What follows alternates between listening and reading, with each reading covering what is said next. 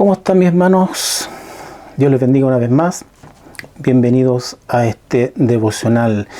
Estamos hablando en estos días sobre los obstáculos que hay en la predicación sana.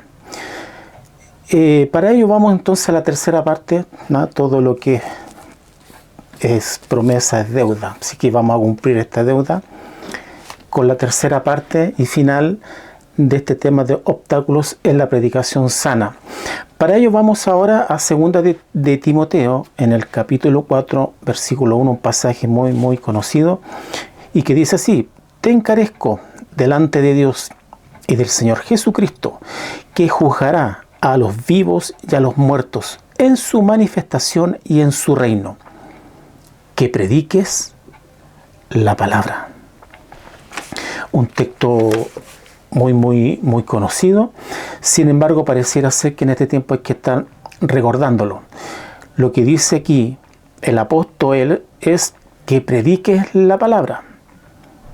Usted me dirá, pero esto es normal. No, no es tan normal, porque resulta de que les decía yo que dentro de los mensajes que hoy se escuchan hoy en día son más experiencias subjetivas, que el Señor me habló, el Señor me dijo, que el Señor me mostró, que tuve una revelación. Y el 80% del mensaje solamente se reducen a experiencias personales que vaya a saber usted si son ciertas o no. Sin mencionar lo que también decía anteriormente, de que muchos predicadores, cierto, el 80%, sobre todo los líderes, gira en torno al dinero. Lamentablemente es así. Y he repetido en varias ocasiones de que lo que está pasando, un mal que se está instalando dentro de las iglesias, que es muy poca palabra. Ya son mensajes motivacionales, medios psicológicos, experiencia.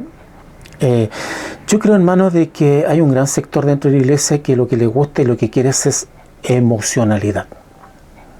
Quieren saciar sus emociones, pero no una palabra real, bíblica, donde realmente, como decían los profetas en el Antiguo Testamento, así ha dicho Jehová.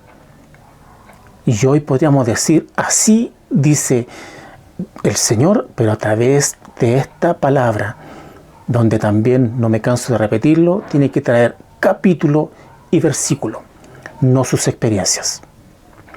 Habrá tiempo en algún momento, ¿cierto?, en algunos lugares que se hacen devocionales, ayunos, ¿cierto?, vigilias, donde usted podrá quizás contar su testimonio de cómo el Señor lo trajo, su vida anterior.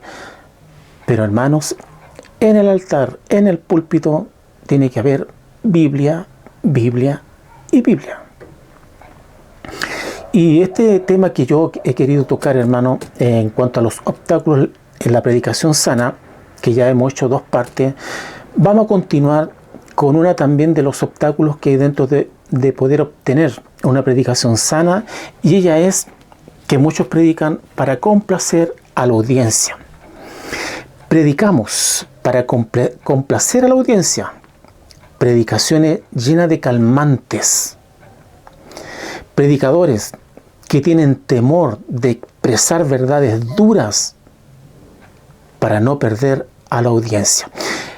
Vuelvo a repetir, en los púlpitos se está llevando a cabo una mala práctica de predicar solamente de bendición. ¿Cómo no va a haber un mensaje, hermano, de un llamado, cierto, de reprensión en buenos términos, hermano? Todos los extremos son malos. Yo no estoy... Bueno, generalmente en el mundo pentecostal existe ese dicho, cierto, de agarrar a palo.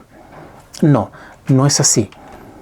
Pero fíjese que el mensaje del Señor es arrepentidos. Cuando Juan Bautista estaba preparándole el camino al Señor, era arrepentidos. El mensaje tiene que ser cristocéntrico y un llamado al arrepentimiento. Pero ahora, hermano, es pura bendición. Creo que Dios bendice, sí, por supuesto. Y otra cosa, Dios cuando bendice, bendice su palabra, no la suya y no la mía. A veces tenemos que preguntarnos si estamos aquí, hermanos, para entretener o somos llamados para que la gente se vuelva a Cristo. Ahora bien, el apóstol Pablo en Gálatas, en el capítulo 1, verso 10, dice lo siguiente: si yo todavía estuviera tratando de agradar a los hombres, no sería siervo de Cristo. Como ministros, hermanos, somos llamados a declarar a la gente lo que necesitan oír, no lo que quieren oír. Y eso realmente va a empezar a ver como una consecuencia en el sentido de que quiénes realmente son los que aman la palabra. Porque si yo prometo solamente bendiciones, la iglesia se le puede llenar.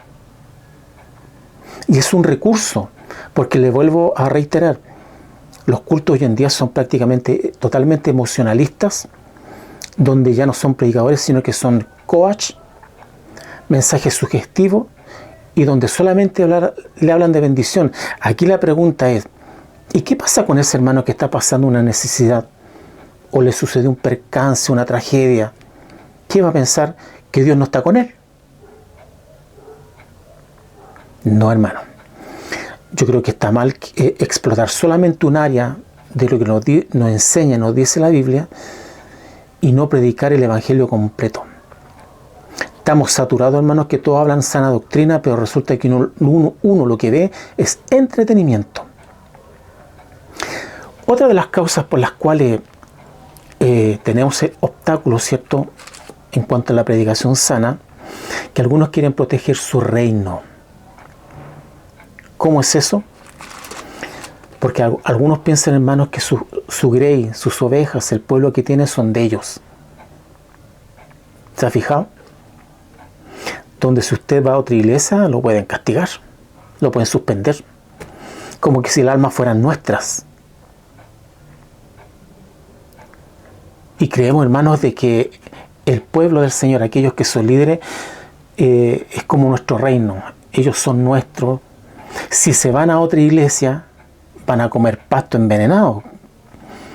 Yo he escuchado en algunas iglesias pastores, líderes, obispos, que dicen que si usted se va de su iglesia a otra, jamás volverá a sentir el Espíritu Santo. ¿Lo ha escuchado usted? Eso es manipulación. Usted a veces está en algunas iglesias donde poco menos le profetizan una hecatombe si usted deja la iglesia a la cual están perseverando. Ahora es un tema aparte, hermano, esto de por qué la gente se va, pero ¿sabe qué? Digamos la verdad. Hay mucha gente que sale decepcionada de las iglesias. En programas anteriores he dicho de que Gandhi tuvo una búsqueda con este tema de encontrar la verdad, la verdadera fe, el verdadero Dios, y salió decepcionado. Predicaban, decía Gandhi, yo los veía predicar a Cristo, pero no veía a Cristo en ellos. Hay una anécdota de las tantas cosas que a veces yo leo, o de algunas cositas que leo, que hubo un hombre que era del ambiente en Estados Unidos, era del ambiente rudo, ¿cierto?, de los criminales, delincuentes. Y él empezó a ir a una iglesia. Estuvo yendo unos par de meses y luego no fue más. Y cuenta la historia de que lo encontró una vez el pastor y lo llamó, se puso a conversar con él y le preguntó qué es lo que le pasaba, por qué no había ido más. Y él dijo, esto es algo que para nosotros no es alentador en realidad, no nos enorgullece. Dijo, yo aquí en la calle, con mis compañeros de calle, nos protegemos, nos cubrimos, nos ayudamos. Y eso yo no lo vi en la iglesia. lamentablemente. Yo en los devocionales pasados también les comenté de tantos esfuerzos que se hacen porque lleguen almas a la iglesia. Se sacan los equipos a la calle, escenarios, ¿cierto? Todo lo que tiene que ver, la logística, ¿cierto? Que tiene que ver con campañas. Se ora, ¿cierto? Para que las almas lleguen. Pero resulta que cuando llega un alma, ni siquiera la saludan. Ni siquiera la acogen. Así como llegó, se va. El único que lo despide o lo saluda es el portero. Y bien, por eso que la Biblia bien tiene razón cuando dice que el mayor don, el mayor fruto es el amor. Ahora bien, una de las también obstáculos, ¿cierto?, que están sucediendo dentro de las iglesias. Hay tantos, hermano, tantos temas, pero tenemos que ir acortando porque los temas, hermanos, son muy amplios y se van abriendo cada vez más. Pero mire, otra de los obstáculos que hay dentro de la predicación también es la falta de compasión. Les decía anteriormente que hay predicadores que cuando suben al púlpito se transforman. Y lo único que hacen es denostar, atacar. Mira, hermano, usted dirá, pero la reprensión está en la Biblia. Sí, pero la reprensión tiene un motivo. Es atraerlo, despertarlo, pero para que se convierta. Pero generalmente en el púlpito a veces se ofende.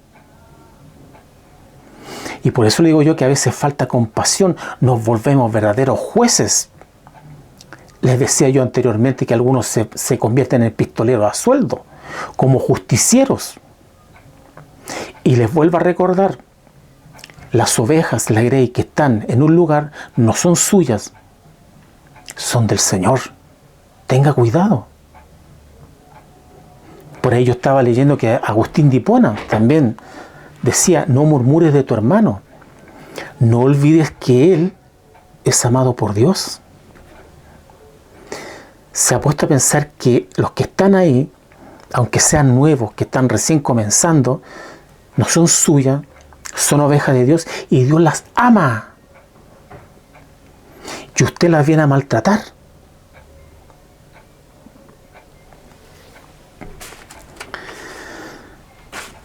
En Hechos, en el capítulo 20, verso 18, Hechos 20, 18, 20, 31, el apóstol Pablo dice lo siguiente: como no rehuí declarar a vosotros nada que fuera útil, y de enseñaros públicamente y de casa en casa, de noche y de día, no cesé de amonestar a cada uno con lágrimas. Con lágrimas. Es decir, el deseo, aunque pueda ser una reprensión, aunque pudiera ser una prédica más fuerte, tiene que ir acompañado con compasión. A ver si el Señor los toca y los trae. Decía yo anteriormente que había un predicador que decía que cada vez que predicáramos del infierno debiéramos de predicar con lágrimas en los ojos. Son almas que se pueden perder para siempre. George Whitefield, un predicador reformado, dice la historia que rara vez predicaba sin que llorara.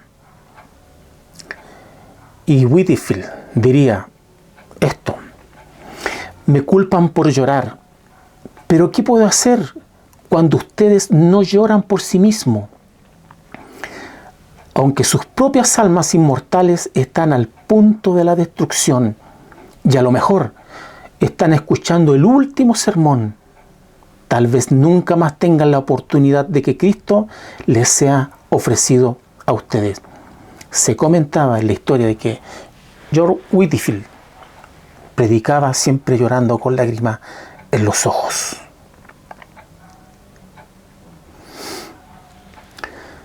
Predicar como si fuera la última vez.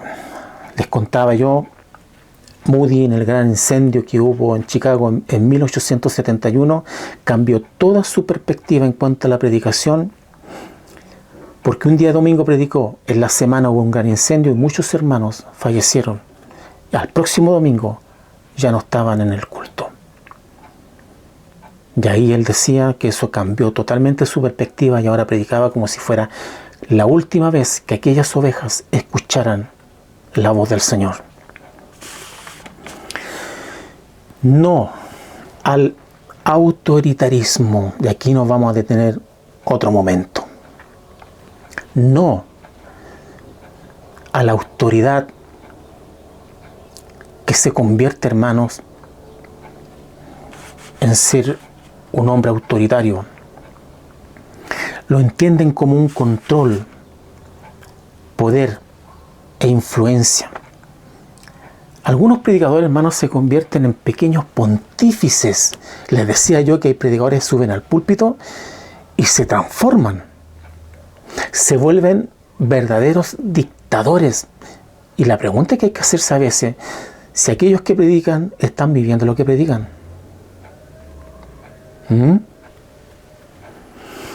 Hay predicadores que hacen del púlpito su trono y comienzan a, hermanos, a poco menos a justiciarlos a todos. Todos están mal, todos están perdidos. Y hay que decir una cosa. Dicen, la iglesia está perdida, la iglesia. No, hermano. La iglesia del Señor está lista y preparada para irse con el Señor. Las predicaciones deben ser para amonestar, exhortar. Y una cosa que se nos pasa por alto, para consolar. Imagínese un hermano que está pasando cuánta necesidad, golpeado por la vida, el trabajo, la salud de la familia. Y él va a la iglesia y se encuentra con un dictador agarrando a palo a todo el mundo. Y el predicador está para consolar. Cristo vino aquí a consolar. ¿No se tranza la verdad? Por supuesto que no. Pero a veces se nos olvida ese punto, esa área donde un predicador tiene que animar. Yo sé que muchos de ustedes ven de repente, sobre todo cuando hay Juegos Olímpicos, ¿cierto? ¿Qué hace el entrenador a su pupilo? Lo alienta, lo anima. Falló. Párate, sigue, inténtalo de nuevo. Vamos. Para eso entrenamos. Alentar. No denostar. No humillar. No desconsolar. Que el hermano o la hermana cuando vaya a la iglesia encuentre consuelo, que encuentre aliento, que encuentre palabras de motivación. Hermanos, si entre nosotros no nos alentamos, no nos motivamos, entonces ¿quién? Estamos, la Biblia lo dice, sobrellevad a aquellos que son débiles en la fe. Soportaos unos a otros. Eso es lo que enseña la Biblia. Y vaya que a veces en los púlpitos falta consolación, compasión, empatía, misericordia. ¿Qué es lo que le dijo el Señor a los fariseos, discípulos y a los escribas? Sacrificios no quiero. Quiero misericordia. Y se nos olvida, les vuelvo a repetir, hay hombres que suben al púlpito y se transforman en dictadores, en pontífices, como los dueños, ¿cierto? Los únicos con altura moral para llamar la atención a todos los demás. Y eso pasa hasta en las redes. Hay gente que se cree con altura moral para andarle llamando la atención a todo el mundo. Si usted llama a alguien para exhortarlo, tiene que ser con amor, con misericordia. Considérate a ti mismo. Y ojo, hoy en día tenemos una confusión con esto, porque llamamos a esto, a la humillación pública, sana doctrina. ¿Quién le dio a usted la autoridad moral para andar criticando ofensivamente a su hermano, que es una oveja de Dios, no suya? Cuando usted quiere hablar fuerte o humillar, porque está en la sana doctrina, no se olvide, y lo vuelvo a reiterar, que no es su oveja. Él es pueblo del Señor. No me la venga a maltratar.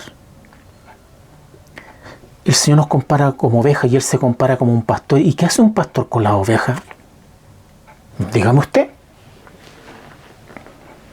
La va a buscar si está perdida o extraviada.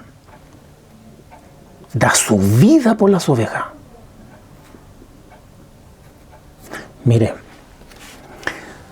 el pastor de ovejas literalmente se ha fijado que anda con una vara, ¿cierto? Generalmente lo ven, sobre todo en las películas, como que si todos los profetas eran pastores, y no es así. Pero siempre en las películas los pastores lo ven con un bastoncito, con una varita. Bueno, los pastores de ovejas andan con una vara. ¿Para qué cree usted que es esa vara? ¿Para pegarle a la oveja? No. Esa vara es para defender a las ovejas de los lobos. En otras palabras, ese palo es para darle palo a los lobos, no a las ovejas. Que no se nos olvide. El pastor a las ovejas las sana, las cura, las acaricia. Amados hermanos, el predicador en el púlpito está llamado a consolar, a alentar a las ovejas, a tratarlas con cariño, porque eso hace un pastor. Salmo 23. Léalo y estúdielo. Bien. Espero que haya sido de bendición para su vida. Les invito, hermano, a seguirnos, a compartir si ha sido de bendición, y nos veremos, Dios mediante, si nos concede vida, salud, en otra oportunidad. Dios le bendiga.